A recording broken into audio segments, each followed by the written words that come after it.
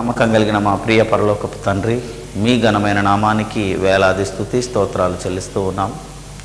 ఎక్కడో పుట్టి ఎక్కడో పెరిగి ఎక్కడెక్కడో తిరిగి మా అపరాధముల చేత మేము చనిపోయిన వారమై ఉండగా మీ ప్రియ కుమారుడు మా రక్షకుడైన యేసుక్రీస్తు యొక్క అయండి మమ్మల్ని మేము మోసపుచ్చుకొనకుండా, లేదా చెప్పువారు మాత్రమే అయండి మేము మోసపోకుండా మా ఆత్మలను రక్షించే ఈ శక్తిగల వాక్యమును సాత్వికముతో అంగీకరించి గ్రహించి దాని ప్రకారము ప్రవర్తించు వారమై ఉండగలుగుటకు సహాయము దయచేయమని సమస్తము మీకే స్తుతి స్తోత్రాలు చెల్లిస్తూ మా ప్రభువైన యేసుక్రీస్తు పేరట ఈ ప్రార్థన మీకు సమర్పిస్తున్నాము తండ్రి, ఆమేన్.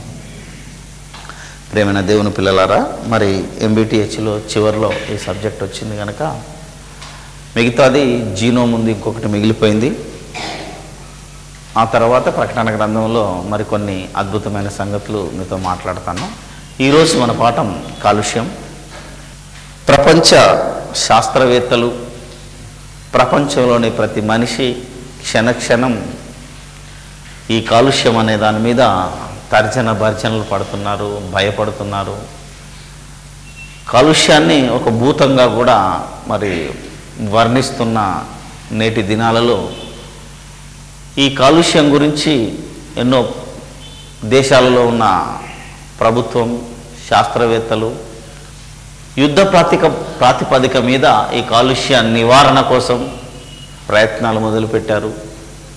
ఎన్నో పరిశోధనలు సాగిస్తూ ఉన్నారు. కానీ ప్రపంచంలో నేటికి ఈ కాలుష్యం యొక్క ఉనికిని, ఎందుకు కాలుష్యం వస్తుందో దాని గురించి పరిశోధించి తెలుసుకున్నా, దానికి అరికట్టడానికి ఎంతో ప్రయత్నాలు చేస్తున్నా రోజు రోజుకు ఈ కాలుష్యం పెరుగుతుందే తప్ప తగ్గట్లేదు. ప్రకృతిలో నాటి ఆదాము నుండి నేటి ఆధునిక మానవుడి వరకు మనం ఆలోచిస్తే ప్రకృతి పాడవటానికి, ప్రకృతి సమతుల్యత దెబ్బతినటానికి కారణమేంటో దేవుడు తన గ్రంథంలో రాయించిన ఈ గ్రంథాన్ని ఒక మత గ్రంథం అనుకొని ఈ ప్రపంచ మానవాళి పక్కకు నెట్టి దాంట్లో ఉన్న సంగతులను పరిశోధించక కేవలం తన స్వశక్తి మీద, తన అనుభవం మీద, శాస్త్రం మీద నమ్మకంతో ఇంకా ఈ ప్రకృతిని పాడు చేస్తున్నాడే తప్ప ప్రకృతిని బాగు చేయటం లేదనేది ఇప్పుడు మనం కళ్ళారా చూస్తున్న నిజం. ఒకప్పుడు మొదటి మానవుడు ఆదాము, అవ్వ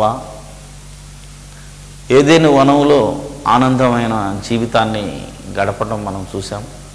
వారు ఎక్కడ దెబ్బతిన్నారో అక్కడ నుంచి కనుక మనం ఆలోచిస్తే మనిషి శాస్త్రం పేరుతో అభివృద్ధి చెందాడు. ఎలాగంటే ఒకప్పుడు దీపమే లేదు, యాక్చువల్గా చూడాలంటే చీకట్లోనే బ్రతికేవాడు. కొన్నాళ్లకు అగ్ని అంటే నిప్పును కనుక్కున్న తర్వాత ఆ తర్వాత దీపాన్ని కనుక్కున్నాడు. ఆ తరువాత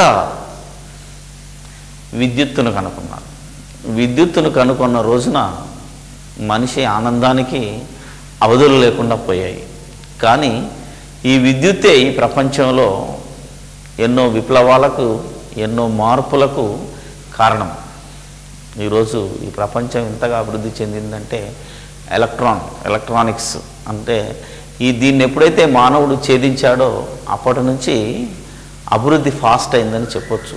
కానీ ఈ విద్యుత్తును కనుక్కోవడానికి మనిషి మరి స్టీమ్ కావాలి అంటే మరి బాయిలర్ కావాలంటే బొగ్గు, భూమి లోపల పొరలోకి వెళ్ళి బొగ్గును తీసి తవ్వి ఆ బొగ్గును మండించి విద్యుత్తును కనుక్కొని సంబరాలు చేసుకున్నాడే తప్ప దాని వెనకాల వచ్చే సైడ్ ఎఫెక్ట్ ఎంతటి భయంకరమైనదో అప్పుడు ఆలోచించలేడు. ఇప్పుడు ఆలోచించినా అది అతని పరిధిలోనికి దాటిపోయింది. నడిచి వెళ్ళేవాడు సైకిల్ను కనుక్కున్నాడు. సైకిల్ తర్వాత మోటార్ సైకిల్ ఎప్పుడైతే కనుక్కున్నాడో అప్పటి నుంచి మళ్ళా ప్రారంభమైంది. ఎందుకంటే అది నడపాలంటే డీజిలు, పెట్రోలు, ఆ తర్వాత విమానం, ఆ తర్వాత రాకెట్టు. ఎప్పుడైతే జెట్ ప్లేన్ను కనుక్కున్నాడో ఇంకా భయంకరమైంది. నేను సూపర్ జెట్ స్పీడ్తో వెళ్తున్నాను అనుకున్నాడే తప్ప దాని వెనకాల వచ్చే నష్టాన్ని తర్వాత అంచనా వేసి గుండెలు బాదుకున్నాడు, కానీ ప్రయోజనం లేదు. ఎలాగంటే ఒక అణుబాంబును కనుక్కున్న ఆయన, అసలు అణు విచ్ఛేదనాన్ని కనుక్కున్న ఆయనకు నోబెల్ ప్రైజ్ ఇచ్చారు. అణు కార్యక్రమాల వల్ల అభివృద్ధి చెందాలనే ఉద్దేశంతో అతడు కనుక్కున్నాడు, కానీ అతను చేసిన శాస్త్ర ఫలితంగా ఈరోజు ప్రపంచ వినాశనానికి దారితీసింది అనుకుంటే ఎంత భయంకరంగా మారిపోయిందో మీ అందరికీ తెలుసు. AK-47 కనుక్కున్న ఆయన ఏం చెప్పాడో మన అందరికీ తెలుసు. ఆత్మరక్షణ కోసం కనుక్కుంటే ఈరోజు అది ఎన్నో ప్రాణాలను తీస్తున్నప్పుడు అతడు ఇప్పటికీ బాధపడుతున్నాడు. అలా కనుక్కునేటప్పుడు ఒకటి, కనుక్కున్న తర్వాత దానివల్ల వచ్చే సైడ్ ఎఫెక్ట్స్ని బట్టి మనిషి అభివృద్ధి సాధించాడా అధోపాతాళానికి వెళ్ళిపోయాడా అనేది ఆలోచించాలి. అలాగే తిన్న తిండి చెడిపోతుందని దాన్ని కాపాడుకోవాలని ఏం చేశాడు? ఫ్రిడ్జ్ కనుక్కున్నాడు.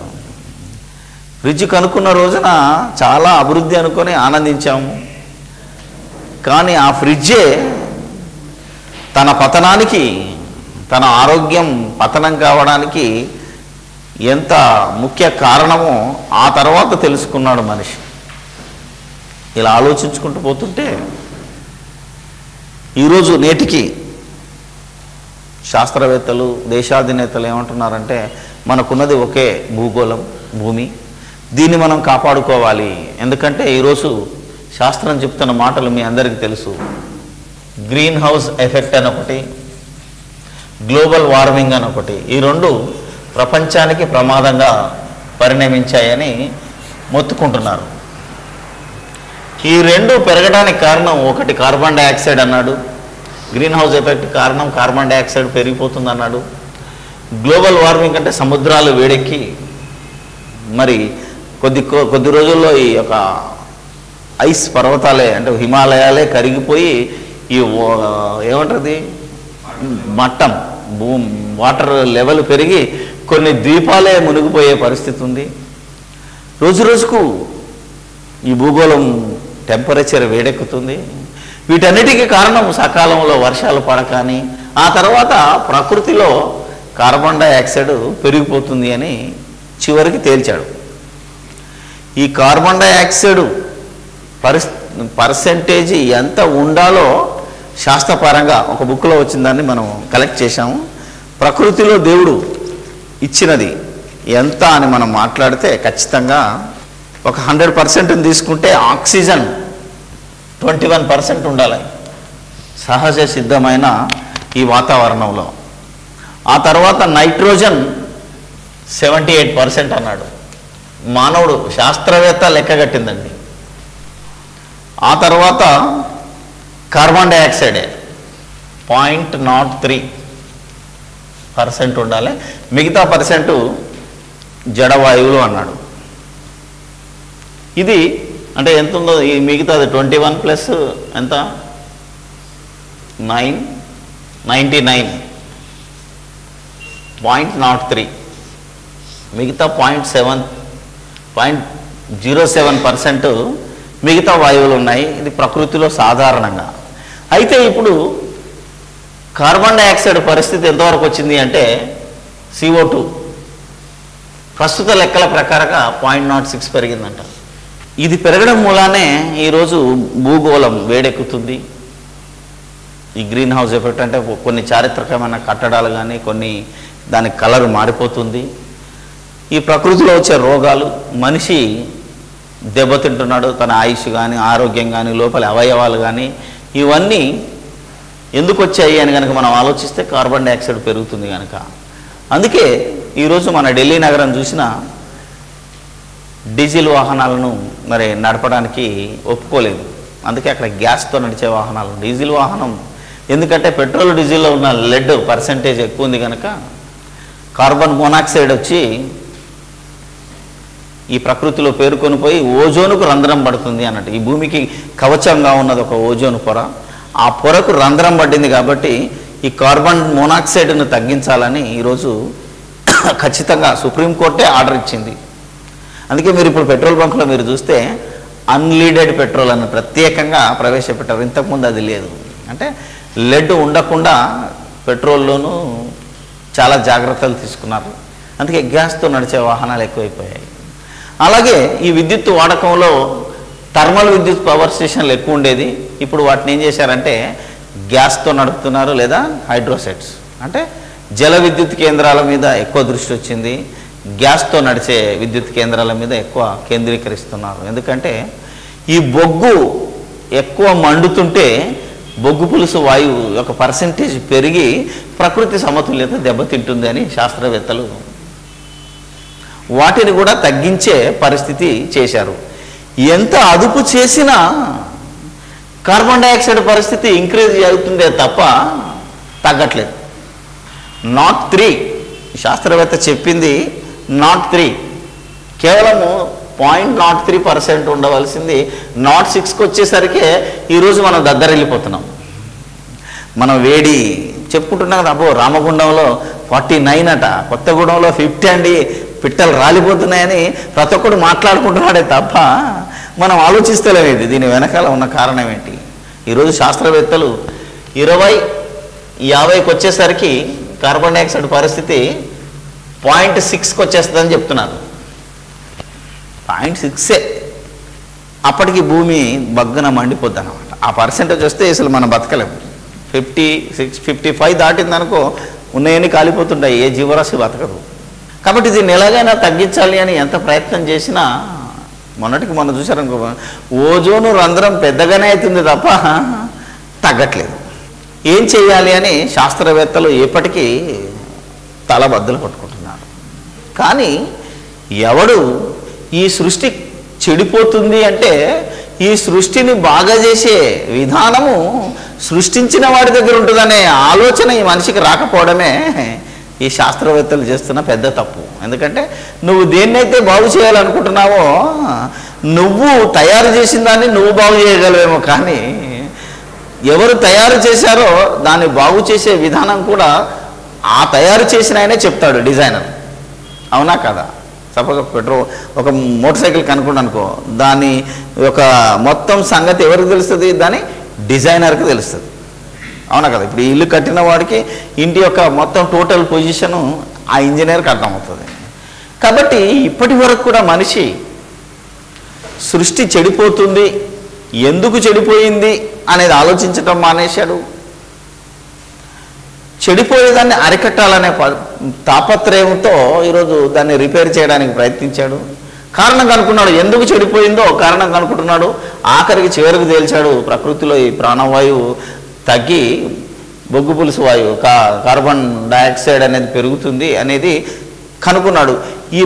ఇది పెరగటం ఎప్పుడు ప్రారంభమైంది, ఎలా ప్రారంభమైంది, దీని అంతమేమిటి అనేది దేవుడు ఎప్పుడు రాయించాడు అనేది ఆలోచించకుండా దానికి కారణాన్ని మాత్రం కనుక్కున్నాడు. ఏంటంటే ఇది అసలు పెరగడానికి కారణం ఏంటిది, అసలు సకాలంలో వర్షాలు పడకపోవడానికి కారణం ఏంటి, ప్రకృతిలో కార్బన్ డైఆక్సైడ్ పెరగడానికి కారణం ఏంటి అని కనుక మనం ఆలోచిస్తే భూమి మీద చెట్లు ఏంటి అంటే వృక్షాలు, ట్రీస్, ఇవి తగ్గిపోతున్నాయి. లాస్ట్కు తేల్చింది ఏంటంటే భూమి మామూలుగా శాస్త్రవేత్తలు దాన్ని ఏం పిలిచారంటే గ్రీన్ ప్లానెట్ అన్నారు. మీరు చూసారు లేదా? మొన్న మార్స్ గురించి ఏం చెప్పారు? దాన్ని రెడ్ ప్లానెట్ అన్నారు. మామూలుగా మన భూమిని ఏమంటారంటే గ్రీన్ ప్లానెట్ అన్నారు. ఎందుకు? దీని మీదనే కదా పచ్చని చెట్లు, దీని మీదనే జీవము, దీని మీదనే జీవాహారము, ఇవన్నీ ఈ భూమి మీదనే ఉన్నాయి కనుక ఈ భూమిని ఈరోజు మన వాళ్ళందరూ గ్రీన్ ప్లానెట్ అంటున్నారు.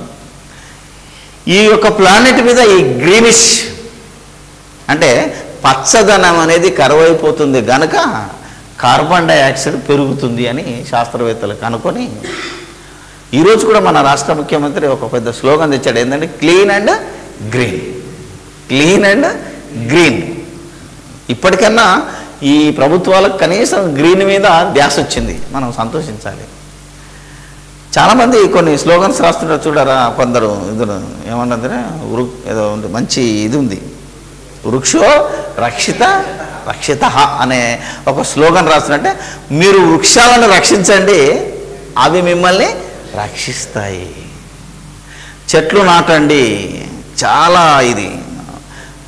మరొక చోట ఇంగ్లీష్ మా ఫ్యాక్టరీలో చూశాను నేను, అది plant 1 tree get oxygen free. అర్థందా? Plant 1 tree get oxygen free. ఎందుకంటే ఈరోజు ఆక్సిజన్ కొనుక్కునే పరిస్థితి వచ్చేస్తుంది మనుషులకి. ఇప్పటికే ఆక్సిజన్ క్లబ్బులు ఢిల్లీలో, మరి పొల్యూషన్ స్టేట్లో వచ్చిన, ఫారెన్లో ఎప్పటి నుంచి వచ్చినా మన దేశంలో కూడా వచ్చేసి ఆక్సిజన్ ఫ్రీ కావాలంటే ఏం కావాలంటే వీళ్ళకి చెట్టు పెట్టండి అంటున్నారు. చెట్టు యొక్క గుణం ఏంటంటే ఈ ప్రపంచంలో విడుదలవుతున్న ఈ బొగ్గు పులుసు వాయువును స్వీకరించి మనకేమిస్తుంది? ఆక్సిజన్ ఇస్తున్నాయి. ఈ ఆక్సిజన్ ఎంత పర్సెంటేజ్ ఉంటుందో అప్పుడే ప్రకృతి, నీ ఆయుష్, నీ ఆరోగ్యం అన్నీ నువ్వు తీసుకునే దీని మీదనే ఉంటుంది. ఓటు ప్రాణవాయువు, అసలు నీ ప్రాణం, నీ శరీరంలో ఉన్న రక్తం అది ప్యూరిటీ అవ్వటం. మన ప్రాణం ఎందులో ఉంటుంది? మనిషి యొక్క ప్రాణం ఎక్కడ ఉంటుంది? రక్తంలో ఉంటుంది. అది బైబిల్ చెప్పింది. ఈ ప్రాణం సరి అయిన పాలలో ఉంటేనే నీకు ఏదైనా జబ్బు వచ్చిందనుకో, ఏది టెస్ట్ చేస్తాడు? బ్లడ్ టెస్ట్ చేస్తేనే నీ జబ్బులు తెలిసిపోతాయి. కాబట్టి నీ ప్రాణం బాగుండాలి అంటే నీకు ప్రాణవాయువు సరి అయిన పాలల్లో ఉండాలి. కాబట్టి ప్రాణవాయువును ఉత్పత్తి చేసే అతి ప్రాముఖ్యమైనది ఏంటిది అని అన్నాడు? చెట్లు అని కనుక్కున్నాడండి. లాస్ట్కి వచ్చేసరికి చెట్లను తేల్చేశాడు.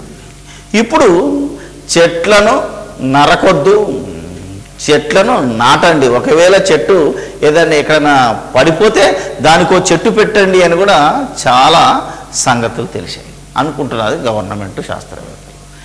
ఈ విషయాన్ని దేవుడు క్రీస్తుకు పూర్వము సుమారు 1000 సంవత్సరాల క్రితం, ఇప్పుడు బైబిల్ దగ్గరకు వస్తే అసలు ఈ ప్రపంచానికి హాని, ప్రపంచ మానవులకి హాని ఎలా సంభవిస్తుందో దేవుడు చెప్పాడు.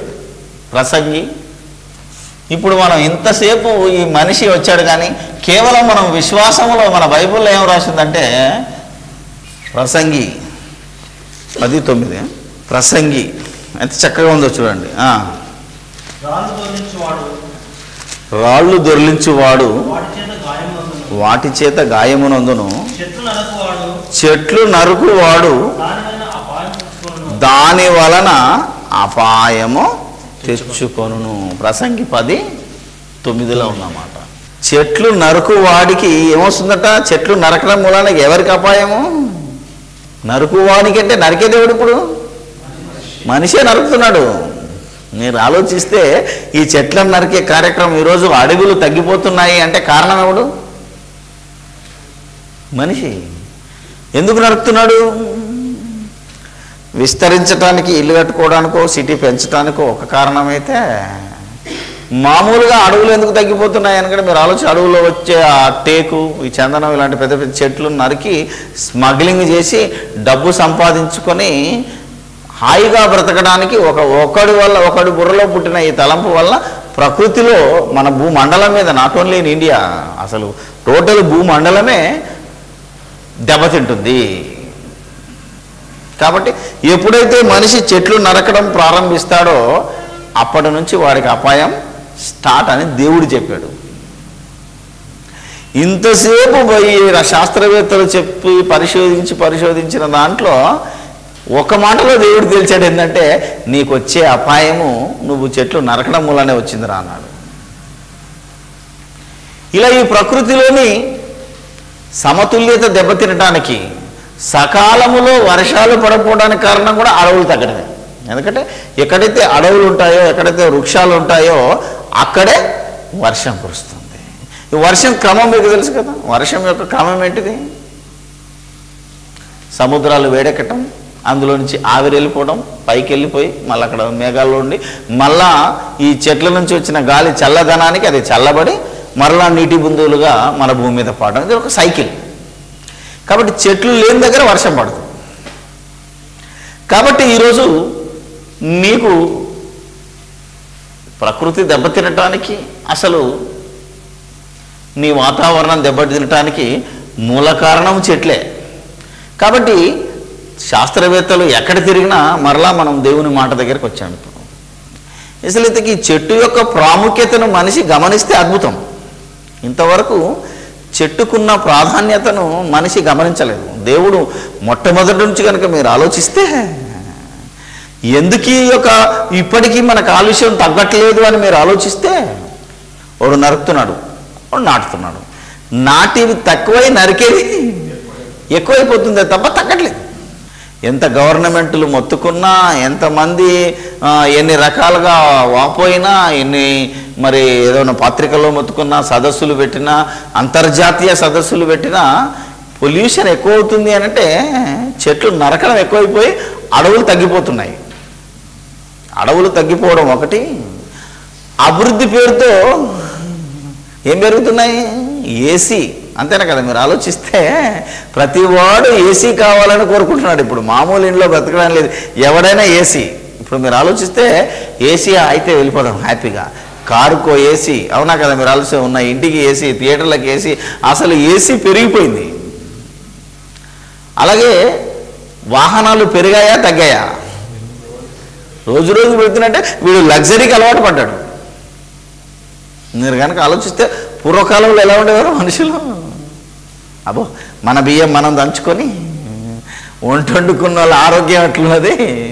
ఇప్పుడు ప్రతిదానికి ఇలా స్విచ్ నొక్కితే చాలు అన్నీ వస్తాయి. రేపు అదే రోబోలు వస్తున్నాయి. ఏం చేస్తారంటే శాస్త్రవేత్తలు కనీసం ఇప్పుడు వంట వండుతున్నారు, అవే వంట వండి అదే అన్నం ముద్ద తినిపించే పరిస్థితి కూడా రావచ్చు మనకంటే. మనిషి ఎంత లేజీగా మారిపోతున్నాడో మీరు ఆలోచించాలి. ఇప్పుడు అవన్నీ ఆలోచిస్తే మనకు ఒకవేళ మన తరం ఇప్పటికే మనకున్న వ్యాధులు, మనకున్న రోగాలు, కొత్త కొత్త రోగాలు, కొత్త కొత్త మందులు, ఇవి చూసామనుకున్నాం మనం బాధపడితే మన రాబోయే తరం బహుశా మన పిల్లలకి భయంకరమైన పరిస్థితి రావచ్చు, తట్టుకోలేని పరిస్థితి రావచ్చు. ఇప్పటికే వచ్చేసింది, మనం కళ్ళారా చూస్తున్నాం. ఈవెన్ మన చిన్నప్పటికీ ఇప్పటికే తేడా చాలా కనిపిస్తుంది. లేదా నా చిన్నప్పటికి ఇప్పటికే తిండిలో కానీ ఎక్కడైనా తిండి ఉందా? ఆలోచించండి. మొన్న మీరు చూసారా లేదు, కోకా కోలా అది పెప్సీ మీద వేసాడు కేసు, ఏమని? పురుగుల మందు ఉందని. అర్థమైందా లేదా? ఎందుందంటే అందులో పురుగుల మందు అవశేషాలు ఉన్నాయట. ఆ తర్వాత ఒకరోజు ఎన్జీ రంగా యూనివర్సిటీ ఒక ప్రొఫెసర్ ఇచ్చాడు, ఒక పిచ్చోడ పురుగుల మందు దాంట్లోనే లేదు, మీరు తింటున్న ప్రతి కూరగాయల్లో ఉంది, మీ అన్నంలో ఉంది, ఆఖరికి కోడిగుడ్లో కూడా ఉందట. ఎందుకు? కోడికేసే దానాలో కూడా ఏముందంటే పురుగుల మందు పరిస్థితి ఎక్కువైపోయింది. అంతా హైబ్రిడే. ఒకప్పుడు మన వ్యవసాయదారులు ఎలా పండించేవాళ్ళు?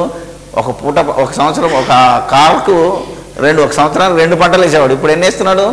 4 దించుతానంటాడు. ఎందుకు? దానికి వేసేది ఏంటిది? మళ్ళా ఎరువులే. ఎరువుల మీద ఎరువులు వేసి భూమి నిస్సారం అయిపోయింది. దానికి సారం వేయాలంటే మళ్ళా రసాయనాలు వేస్తున్నాడు. ఎందుకు నిస్సారం అయిందని ఆలోచించలేదు. అసలు భూమి నిస్సారం అవడానికి కారణం మానవుడే. ఎక్కడ? మొట్టమొదటి మానవుడి దగ్గరికి వెళ్తే ఆది కాండంలో చెప్పాడు, నువ్వు ఈ పండు తిన్నావు. అర్థమైంది కదా? అక్కడ నుంచి పతనం ప్రారంభమై నీ నిమిత్తము నేల, ఆది కాండం 3వ అధ్యాయం చూస్తే మీకు అర్థమైపోతుంది. అసలు ఈ ప్రకృతి భూమి చెడిపోవడానికి కారణం మానవుడే. 3:17 పండు తిన్న కాంచెల్లి పతనం ప్రారంభమైంది. ఆయన ఆదాంతో, నీవు నీ భార్య మాట విని తినవద్దని నేను నీకు ఆజ్ఞాపించిన వృక్షఫలము, ఆది కాండము 3వ అధ్యాయము 17వ వచనం. నీ నిమిత్తం నేల శపింపబడి ఉన్నది, ప్రయాసంతోనే నీవు బ్రతుకు దినంలో నీవు దాని పంట తిందువు, అది ముండ్ల తుప్పలను గచ్చ పొదలు నీకు మొలిపించును, పొలంలోని పంట తిందువు. నీవు నేలకు తిరిగి చేరు వరకు నీ ముఖం చెమట కార్చి ఆహారం తిందువు, ఏలైనా నేలను నీవు తీయబడుతుంది, నీవు మన్నే కనుక మన్నైపోదు అని చెప్పాను. అంటే ఎప్పుడైతే ఆదాము తప్పు చేశాడో, అవ్వ తప్పు చేసిందో, అప్పటి నుంచి ముండ్ల పొదలు, గచ్చ పొదలు పెద్దగా అయిపోయినాయట. 4:12 నేను ఒకసారి అప్పుడప్పుడు వెళ్తుంటున్నాను, మనం ఆంధ్ర అంతా తిరుగుతున్నాం కదండి. మొన్న బెంగళూరుకి వెళ్ళినా, ఎక్కడికి వెళ్ళినా ఈ తుమ్మ చెట్లు ఉన్నాయి చూడు, ఎవడో పెంచినట్టు విపరీతంగా పెరుగుతున్నాయి. చూసారా? ఎక్కడా లేవు, కానీ మైళ్ళ కొద్ది చూస్తే అవే. ఏ ఊర్లో లేవో చెప్పండి మన దగ్గర. దాన్ని ఏమంటారు? సర్కారు తుమ్మనా, పిచ్చి తుమ్మ, ఈ తుమ్మ అంటే చూసారు. ఇప్పుడు ఇక్కడ కూడా ఉన్నాయి కదా, ఎక్కడ చూస్తే అక్కడ పెరిగిపోయిందంటే ఏంటిది? దేవుడు ఎప్పుడు చెప్పాడు? ఇది పెరుగుతుంది అంటే భూమి నిస్సారమైపోతుందిరా, బుద్ధి తెచ్చుకో అని అర్థం. నువ్వేం వేయాల్సిన పని లేదు, వాటిని మాత్రం భూమే మొలిపించింది. అంటే మొత్తము మనిషికి కావలసిన సారం అంతా అయిపోతే మిగతా సారంతో ఆ చెట్లు బతుకుతాయంటే ఆల్రెడీ భూమి నిస్సారం అయిపోయిందని అర్థం.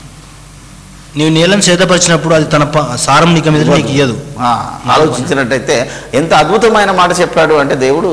అందుకే మనం తినే తిండి మొత్తం కలుషితం, అంత మనం వాడేది కలుషితం.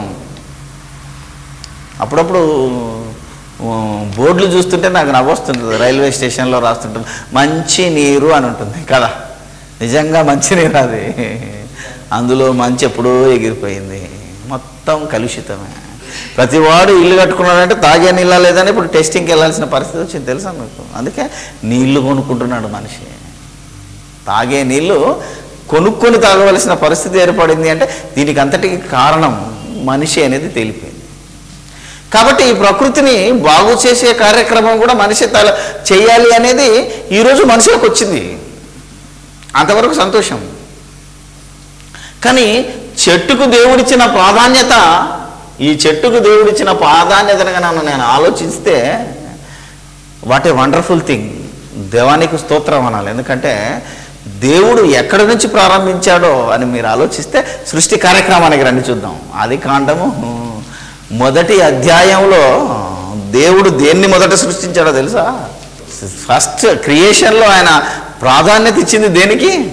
ఫస్ట్ 11 దేవుడు గడ్డిని, 10వ వచనం, దేవుడు 6 నెలలకు భూమి అని పేరు పెట్టాను, జలరాశికి ఆయన సముద్రం అని పేరు పెట్టాను. అది మంచిదని దేవుడు చూచాను. అది మంచిదని దేవుడు చూచాను. దేవుడు గడ్డిని, ఆదికాండము 1:11 చదువుతున్నాడు చూడండి. ఆదికాండము 1:11 గడ్డిని విత్తనములిచ్చు చెట్లను భూమి మీద తమ జాతి ప్రకారం తమలో విత్తనములు గల ఫలవృక్షములను భూమి మొలిపించు గాకని పలకగా ఆ ప్రకారం ఆయను భూమి గడ్డిని తమ జాతి ప్రకారం విత్తనములిచ్చు చెట్లను తమ జాతి ప్రకారం తమలో విత్తనములు గల ఫలవృక్షములను మొలిపింపగా అది మంచిదని దేవుడు చూశాను. సృష్టి కార్యక్రమంలో ఫస్ట్ ఏమిచ్చాడో తెలుసా? ఆకాశాన్ని వేరు చేయగానే 6వ నెల కనబడగానే 6వ నెలకు మొట్టమొదటగా దేవుడిచ్చిన ఆజ్ఞ ఏంటిదో తెలుసా? నువ్వు చెట్లను మొలిపించు అన్నాడు ఫస్ట్. అంటే ప్రకృతిని కాపాడే అతి ప్రాముఖ్యమైన దానిని దేవుడు మొదట సృష్టించాడు. అందుకే ఏది ఇంపార్టెంటో అది మనం ముందు చేసుకుంటాం పని, అంతే కదా. ఏది ముందో చెప్పండి అది చేస్తానంటాడు, ఇంపార్టెంట్ ఏదో అది చేయమంటాడు. కాబట్టి ఏది ఇంపార్టెంటో తన సృష్టి కార్యక్రమంలో దేవుడు చెప్పాడు. వెంటనే నెక్స్ట్ ఏం చేశాడు చూడండి. నెక్స్ట్ సూర్యచంద్రులను సృష్టించాడు. దేవుడు పాటి నక్షత్రాలను, జ్యోతులను సృష్టించాడు నెక్స్ట్ డే. ఎందుకు? ఇది సూచనలను కాలములను చేయాలన్నాడు కదా. ఎందుకు చెప్పండి చూద్దాం. చెట్టు తన బాధ్యతను నిర్వర్తించాలి అంటే ఏం కావాలి? దానికి సూర్యరశ్మి కావాలి. అర్థమైంది అలా? చెట్టు తన బాధ్యతను నెరవేర్చాలంటే సూర్యరశ్మి కావాలి. ఎందుకంటే అది తనంతట తాను తన ఆహారాన్ని తయారు చేసుకుంటుంది. అందుకే పత్రహరితం మీరు కనుక 7th క్లాస్ నుంచే స్టార్ట్ అవుతుంది. గ్లూకోజ్ కిరణజన్య సంయోగ క్రియ. కాబట్టి వెంటనే దేన్ని చేశాడు దేవుడు? సూర్య చంద్ర నక్షత్రం. అంటే ఈ ప్రకృతి సమతుల్యతగా ఉండాలి అంటే చెట్టు తన బాధ్యతను నిర్వర్తించాలంటే ఏం కావాలో నెక్స్ట్ డే అది చేశాడు. చెట్టుకు కావలసింది ఇచ్చాడు దేవుడు ఈరోజు. ఆ తర్వాత ఏమన్నాడు? అప్పుడు జీవము కలిగి చెలించు వాటిని జలములు సమృద్ధిగా పుట్టించుగాక. జీవము కలిగి చెలించు వాటిని అంటే చెట్టులో ఏముంది చెప్పండి? ఇప్పుడు జీవం ఉంది కానీ చలించదు. అది అర్థమైందా లేదు? ఇప్పుడు ఆన్సర్ అక్కడే ఉంది. జీవము కలిగి చలించదు, అంతే. జీవము కలిగింది ఇది. ఎందుకంటే చెట్టుకు జీవం ఉందని ఈరోజు మన శాస్త్రవేత్త కనుక్కున్నాడు, జగదీష్ చంద్రబోస్. కానీ చెట్టుకు జీవం ఉందని దేవుడు ముందుగానే చెప్పాడు మనకు. అసలు చెట్టు ఎందుకు జీవం ఉంది అని కనుక మాట్లాడితే సకల జీవరాశులకి అది ఏంటిది? అది జీవాన్ని ఇచ్చేది, ఆహారాన్ని ఇచ్చేది. అదే నీకు ప్రాణం ఇచ్చేది చెట్టే. అందుకే అలా సృష్టించి తర్వాత జంతువులను సృష్టించి ఆ తర్వాత నిన్ను నన్ను సృష్టించి ఆఖరిని ఏమిచ్చాడు చూడు. ఆదికాండం 1వ అధ్యాయం 29. దేవుడు 1:29 చూడండి.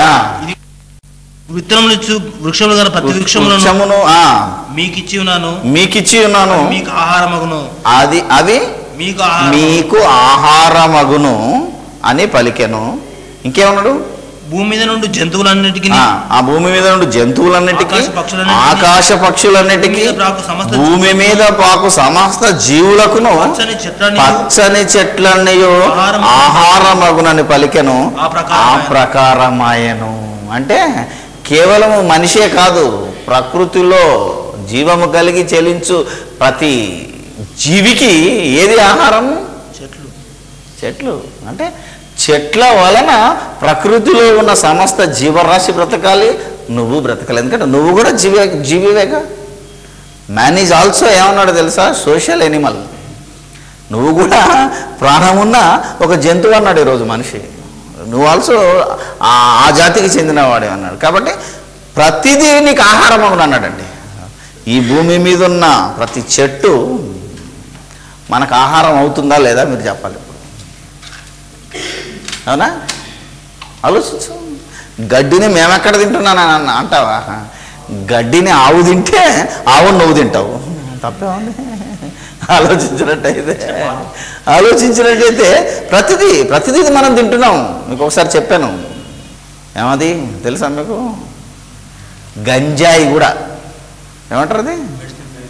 గంజాయి మొక్క. చాలామంది తిడుతుంటారు తులసి వనంలో గంజాయి మొక్కలు అంటున్నారు. అంటే గంజాయి అనగానే ఇది చెడ్డది అనే అభిప్రాయం ఉన్నది మనిషికి. నో, అది మంచిది అని దేవుడు. విత్తనములిచ్చు ప్రతి చెట్టు మంచిది అని దేవుడు అన్నాడంటే గంజాయి మంచిదా చెడ్డదా? మంచిదే. నువ్వు దాన్ని వాడకంలో దుర్వినియోగం చేసావు తప్ప అది నీకు ఆహారం అగునని దేవుడు ముందే చెప్పాడు. గంజాయి ఎందుగా? ఆ చెట్టు అందులో వచ్చిన దాన్ని మెడిసినే ఈరోజు నీకు ఉపయోగపడుతుంది. నీ రోగానికి, నీ ఆపరేషన్కి. నీకు మత్తు కలిగించి నేను ఆపరేషన్ చేసి ఈరోజు అనేక మంది ప్రాణాలు బతికిస్తున్నామంటే నీకు ఇంజక్షన్లో వాడేది అదే. డైరెక్ట్గా తినకపోయినా అలాగైనా తింటున్నాం మనం. కాబట్టి దేవుడు ఏది వ్యర్థంగా సృష్టించలేదు. అది మంచిది అన్నాడంటే ఈసారి ఎవరైనా అనండి, అందుకే నేను చెప్తాను, నా క్లాస్లో విచిత్రంగా ఉంటాయి. మనం బైబిల్ను రైట్ చేయాలి. దేవుడు గొప్పోడని చెప్పాలి. నువ్వు గంజాయి చెడ్డదంటే దాన్ని సృష్టించిన దేవుడు చెడ్డోడు అయిపోతాడు. దేవుడే సర్టిఫై చేశాడు అది మంచిదని. దేవుడు సర్టిఫై చేసినాక నువ్వెవడు చెడ్డదనడానికి? దాన్ని చెడుగా ఉపయోగించుకుంటే అది చెడు ఫలితాలను ఇస్తుంది. దాన్ని మంచి కోసం ఉపయోగిస్తే చాలా మంచిది. కాబట్టి ప్రతిదీ నీకు ఆహారం అగును. ఒకవేళ నువ్వు తినలేదనుకో, ఒక చెట్టు ఆకును ఒక పురుగు తింటుంది, ఆ పురుగును మరో పురుగు తింటుంది. మీరు ఆలోచించుకోండి, పురుగులను కప్పలు తింటాయి, కప్పలను పాములు తింటాయి. ఆలోచించండి. ఇంకా అలాగా ఏదైనా సరే ప్రతి జీవికి చెట్టే ప్రాణం, ఆహారం. మనం తినే ప్రతి ఆహారం అసలు నీకు విటమిన్స్ అని దేంట్లో ఉన్నాయి? కూరగాయల్లోనే ఉన్నాయి. నీ మాంసకృతులు అన్నావు, దేంట్లో ఉన్నాయి? మాంసం తింటే మాంసకృతులు లేవండి, పప్పులో ఉంటుంది మాంసకృతులు. ఆలోచించినట్టయితే అవి ఎక్కడికి వచ్చాయి? కంది చెట్టు. కందిపప్పు తింటే కంది చెట్టు, పెసరపప్పు తింటే పెసర చెట్టులో నుంచి మొత్తం చెట్టే. నువ్వు తినే ప్రతిదీ, ప్రతి మూలకం, ప్రతి విటమిన్ ప్రకృతిలో దేవుడు సృష్టించాడు. అది కేవలం చెట్ల నుంచే. అందుకే ఈరోజు చాలామంది కూడా అంటున్నారు మాంసాహారం కంటే మంచిది ఏంటిదంటే శాకాహారమే. సర్టిఫై చేశాడు. అవునా కదా? మీరు ఆలోచిస్తే అద్భుతం. అంటే ప్రకృతిలో దేవుడు ప్రప్రథమంగా విలువిచ్చింది చెట్టుకే. ఎవడైతే చెట్టును నాశనం చేస్తాడో, చెట్లు నరకడం ప్రారంభిస్తాడో, చెట్టును లెక్క చేయడో, అక్కడి నుంచే నీ జీవితం దెబ్బతింటుంది అన్నాడు. అందుకే ఆ రోజు ప్రకృతి చెడిపోలేదు కాబట్టి మన పెద్దలు 900 సంవత్సరాలు బతికారు, పూర్వీకులు. అవునా కదా? మీరు ఆలోచిస్తే ఆ తర్వాత ప్రకృతి దెబ్బతినడం ప్రారంభించింది. మీకు తెలుసో లేదో? ఎక్కడ దెబ్బతిన్నది? సొదొమ గొమొర్రాను మీరు ఆలోచిస్తే మహా మంచి పట్టణం. అసలు లోతు ఎందుకు ఎన్నుకున్నాడు? అది అబ్రహాం చూసి ఇది చాలా బాగుందని అనుకున్నాడు. కానీ ఎంత లగ్జరీ ఇచ్చాడో దేవుడు, అంతగా చెడిపోయారు. చెడిపోగానే ఏం చేశాడు? మొత్తం పట్టణాన్నే కాల్చి పారేశాడు. ఆ పట్టణం కాల్చాడంటే అక్కడి నుంచి ప్రకృతి సమతుల్యత దెబ్బతిన్నది. ఈరోజు కూడా అడవులు తగలబడుతున్నాయి. అడవులు తగలబడుతుంది. కొన్ని దేశాలలో 100 ఎకరాల అడవులు తగలబడడం మూలనే ఈరోజు మనకి పరిస్థితి దాపురించింది. అలాగే యుద్ధాల వల్ల ఎన్ని బాంబులు పడి ఇలా మీరు ఆలోచిస్తే ప్రతిరోజు ఈ ప్రకృతి పతనానికి మానవుడే కారణం. ఇంతవరకు సబబే. మరి ఇప్పుడు ఈ కాలుష్యాన్ని అధిగమించగలమా? అసలు ఈ ప్రకృతి కలుషితం అవ్వడానికి కారణం మనిషి, అంతే కదా, మనిషే. ఈ మనిషిని గురించి మనిషి మారాలి అని దేవుడు చెప్పినప్పుడు ఎలా మారాలి అన్నాడు? యేసుప్రభు వచ్చి ఆ రోజు యూదులతో మాట్లాడుతూ ఒక మాట చెప్పాడు. ఏమనంటే, ఈ మనుష్యులు పెదవులతోనే నన్ను ఘనపరుస్తారు. మార్కు 7:6 ఉంటుంది అన్నమాట.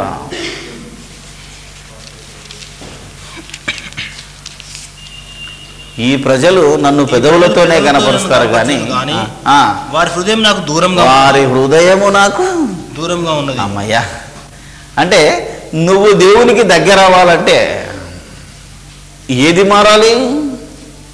నీ హృదయం మారాలి అన్నాడు. నీ హృదయపూర్వకంగా నువ్వు దేవుని దగ్గరికి రావాలి తప్ప నువ్వు వేషధారణతో పైరూపాన్ని మార్చుకొని వస్తున్నావే తప్ప నీ హృదయం మారాలి అన్నాడు. అసలు మనిషి హృదయం ఎందుకు మారాలి?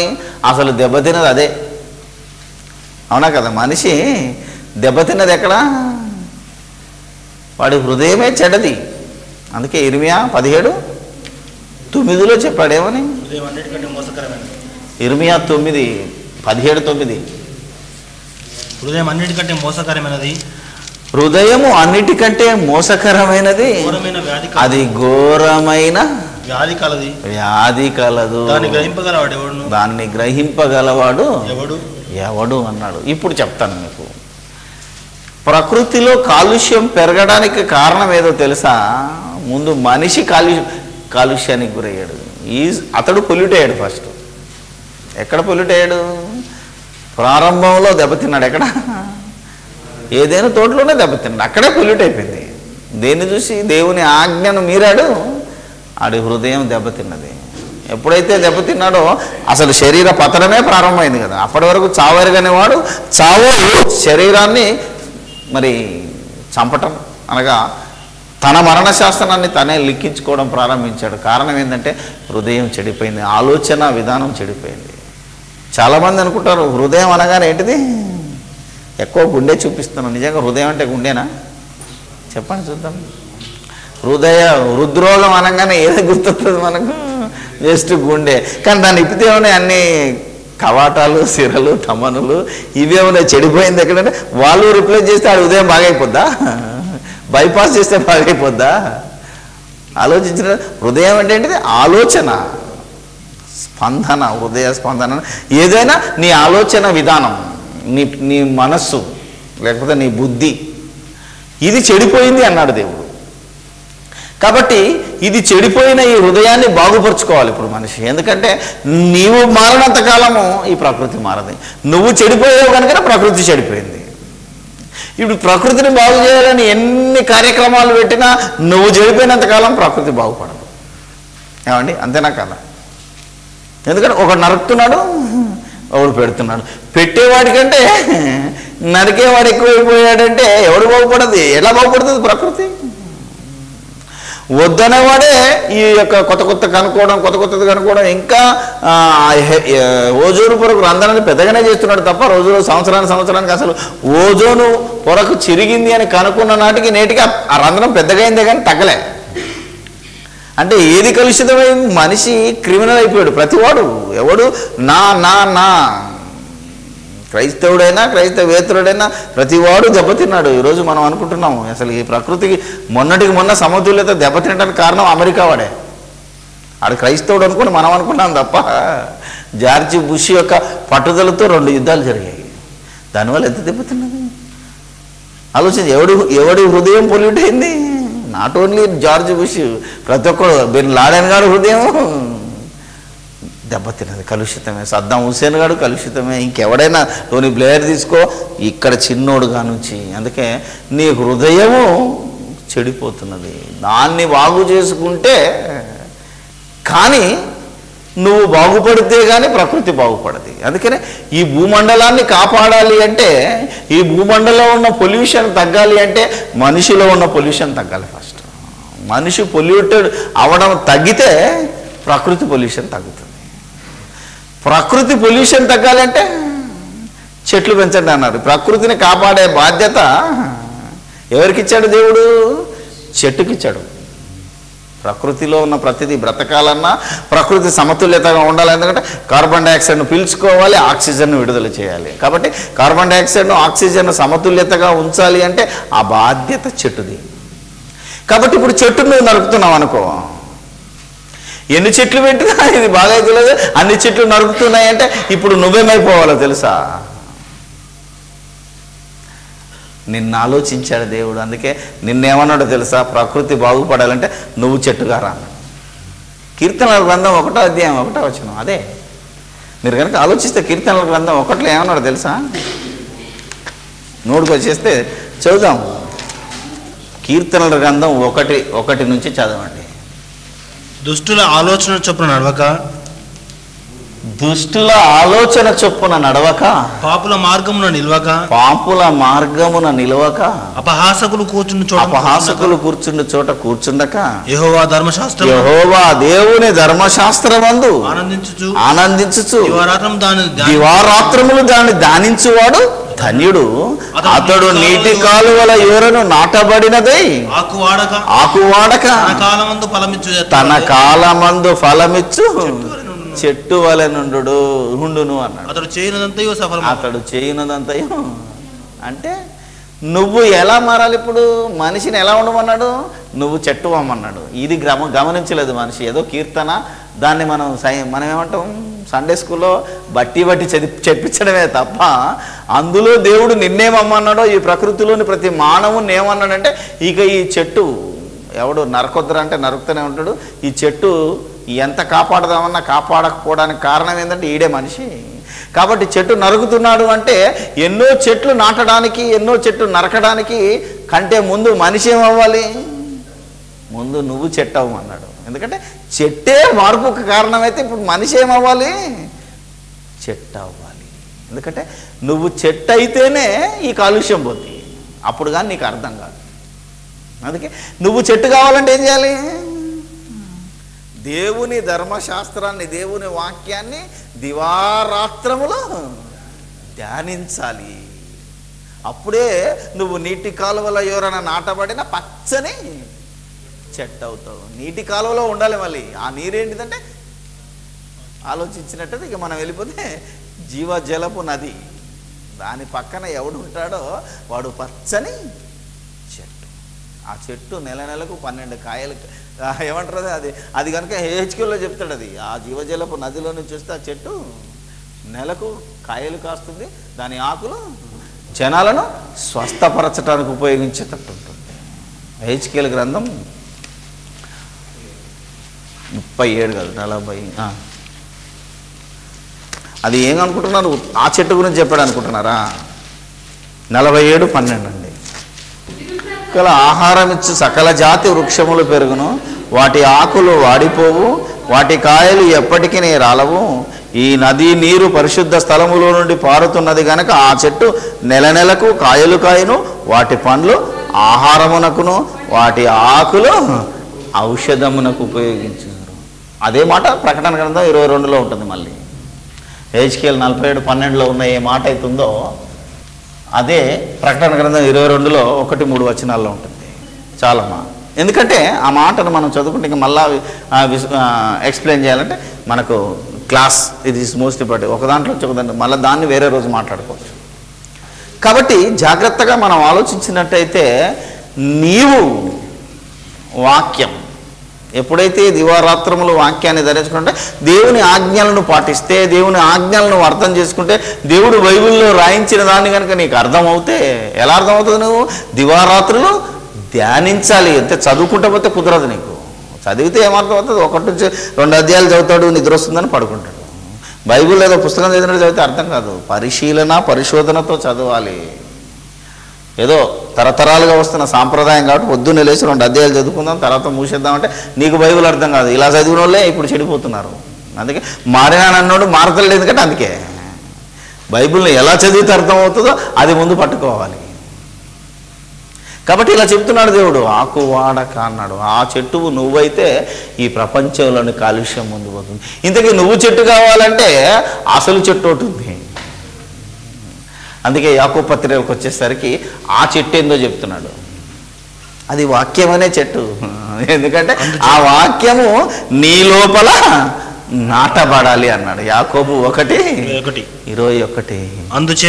అందుచేత సమస్త కల్మషమును, యాకోబు 1:21 సమస్త కల్మషమును విరవీగుచున్న దుష్టత్వమును మాని లోపల నాటబడి మీ ఆత్మను రక్షించుటకు శక్తిగల వాక్యము సాత్వికముతో అంగీకరించి గ్రహించి దాని ప్రకారము ప్రవర్తించుడి.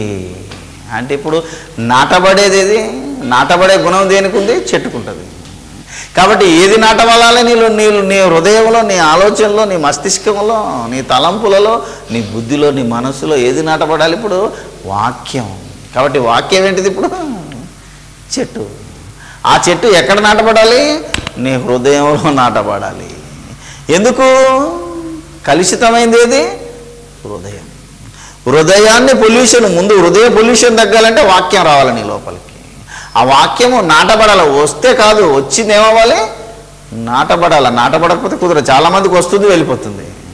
లోపల నాటబడాలి. అంటే దేవుడు నాటుతానన్న ఆ వాక్యము. అందుకే యేసుక్రీస్తు వచ్చి కూడా ఏమన్నాడు తెలుసా? ఆయన కూడా తను తాను ఏమని పోల్చుకున్నాడు? చెట్టుతో పోల్చుకున్నాడు. ఏమన్నాడు? నేను నిజమైన ద్రాక్షావల్లిని. ఒక చోట ద్వారాన్ని అంటాడు, ఒక చోట వెలుగుని అంటాడు, మరొక చోట అని మరొక చోట ఏమన్నాడు? నేను ద్రాక్షావల్లిని, నేను జీవజలాన్ని అన్నాడు. అలా మీరు ఆలోచించుకుంటూ పోతుంటే ఎన్నైనా వస్తుంటాయి. కాబట్టి క్రీస్తు అనే వాక్యము, క్రీస్తు అనే చెట్టు, అదే జీవవృక్షం అంటే వాక్యం బైబిల్ ప్రకారం. కాబట్టి ఆ వృక్షము నీకు జీవాన్ని ఇచ్చేది నీ హృదయంలో నాటబడాలి. ఎప్పుడైతే వాక్యం హృదయంలో నాటబడుతుందో ఈ హృదయానికి ఉన్న ఘోరవ్యమైన వ్యాధి వెళ్ళిపోతుంది. ఈ హృదయంలో ఉన్న సమస్తమైన రోగాలు, సమస్తమైన కల్మషాలు, విర్రవీగుచున్న దుష్టత్వము, అసలు నీలో ఉన్న దుష్టత్వము, నీలో ఉన్న కల్మషం, నీలో ఉన్న కాలుష్యం పోవాలి అంటే నీ లోపల వాక్యం అనే చెట్టు నాటబడాలి. అది నాటబడితేనే నువ్వు చెట్టు అయిపోతావు. అది లేనంతకాలం నువ్వు ఎంత ట్రై చేసినా నీకు నువ్వుగా ఎన్నటికీ మారది లేదు. కాబట్టి దేవుడు ఈ ప్రపంచ కాలుష్యానికి ఒక ఏంటిది మార్గాన్ని చూపించాడు. ఇక ఎప్పుడు ఈ శాస్త్రవేత్తలది ఎప్పుడు దెబ్బతింటుంది కనుక ఈ మనుషుల తలంపులు వేరు, నా తలంపులు వేరు అన్నాడు కనుక నువ్వు ఈ ప్రకృతిని ఒకవేళ కాపాడాలనే ఉద్దేశం ఉంటే ముందు నీలో ఉన్న పొల్యూషన్ పోగొట్టుకోవాలి. నీలో ఉన్న పొల్యూషన్ ఎలా పోతుంది? వాక్యం నీలోనికి వస్తే, అది నీలో నాటబడితే, ఆ నాటబడినప్పుడు ఏమవుతుందంటే నీ ఆత్మ ఫలిస్తుంది. అంతే కదా, ఆత్మ ఏమవుతుంది? ఫలిస్తుంది.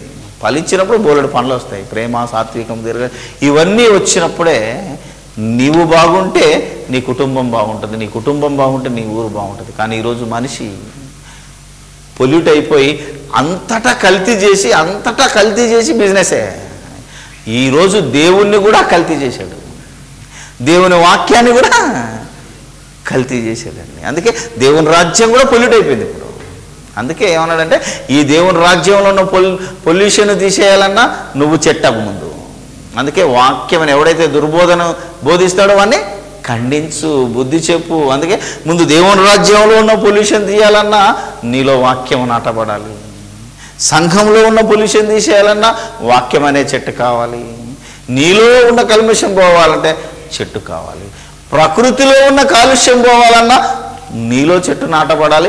నువ్వు చెట్టు అయిపోతే ప్రకృతి కాలుష్యం పోదు. ఎందుకంటే నువ్వు బాగుపడుకో, ఆ తర్వాత ఈ చెట్లు, ఆ తర్వాత ప్రకృతి మరలా తన సమతుల్యతకు వస్తుంది. అప్పుడు ప్రకృతి బాగుపడుతుంది. అంటే ప్రపంచ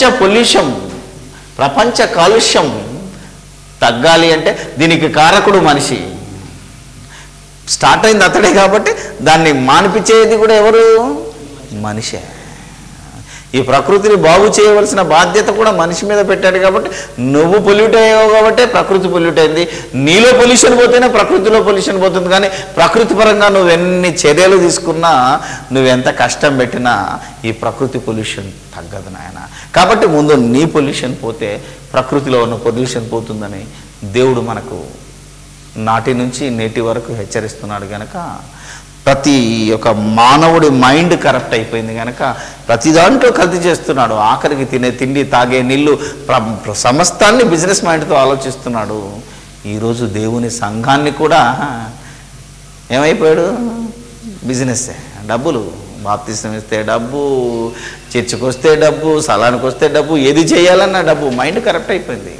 కాబట్టి ఈ కరప్షన్ పోయేంత వరకు, నీలోని కల్మషం పోయేంత వరకు నువ్వు బాగుపడవు, నీ సంఘం బాగుపడది, నీ దేశమే బాగుపడదు, ఈ ప్రపంచమే బాగుపడదు అని చెప్తున్నాడు. కాబట్టి ప్రపంచ కాలుష్యాన్ని తీయటానికి క్రైస్తవుడు ఒక్కడే చేయగలడు తప్ప క్రైస్తవుడు కానివాడు, క్రీస్తు లేనివాడు, క్రీస్తులోన నాటబడని వాడు ఈ ప్రపంచంలో ఉన్న కాలుష్యం తీసేయలేడు. కాబట్టి క్రైస్తవుడు అయితేనే ప్రపంచ కాలుష్యాన్ని తీయగలడని దేవుడు నీకు వాగ్దానాన్ని ఇచ్చి, ఇందులో ఉన్న కాలుష్యాన్ని తీయడానికి దేవుడు నీకు అధికారాన్ని ఇచ్చాడు. ఈ అధికారాన్ని క్రైస్తవుడు ఉపయోగించుకుంటే సంఘం, కుటుంబం, దేశం, ప్రపంచం బాగుపడుతుందని ఈరోజు మీతో దేవుడు చెప్తున్నాడు. ఇది విన్న మీరు విని మోసపోతారో, విని మీ దుష్టత్వాన్ని, మీ కల్మషాన్ని తీసేసుకొని మీ లోపల నాటబడి ఈ శక్తిగల వాక్యమును సాత్వికముతో అంగీకరిస్తారో మీకే వదిలేస్తున్నాను. ప్రార్థన చేసుకుందాం. పరిశుద్ధుడైన మా తండ్రి, దయగల మా దేవుడా, మీ ఘనమైన నామానికి వేలాది స్తుతి స్తోత్రాలు చెల్లిస్తున్నాం. దేవా, మాకున్న మరి ఈ ఒక గంట సమయంలో కొన్ని రెఫరెన్సులు తీసుకునే మేము మాట్లాడుకున్నాం. ఇంకా ఎన్నో సంగతులు ఉన్నాయి దేవా వాక్యంలో. మరి ప్రకృతి క్రమానికి కానీ, వర్షానికి కానీ, అసలు ఈ ప్రపంచ క్రమము తప్పటానికే మా క్రమాలు తప్పాయని మీరు చెప్పిన మాటలు ఎన్నో ఉన్నా సమయానుకూలంగా కొద్ది తీసుకున్నాం. విన్న నీ పిల్లలు ఇంకా మిగతా రెఫరెన్స్లను, బైబిల్ను పరిశీలించి పరిశోధించి దాంట్లో నుంచి తీసి ఈ ప్రపంచ మానవులకు అర్థమయ్యే రీతిలో ప్రకటించగలుగుటకు నీ పిల్లలను నీ ఆత్మచేత ముద్రించి నీ వాక్యపు వెలుగులో నడిపించమని, సమస్తము నీ మహిమార్థమే జరిగించుటకు సహాయము దయచేయమని, ప్రతి నీ బిడ్డ యొక్క సమస్తమైన ఇరుకులు, ఇబ్బందుల గురించి మరి మీకు మొరపెడుతున్నారు.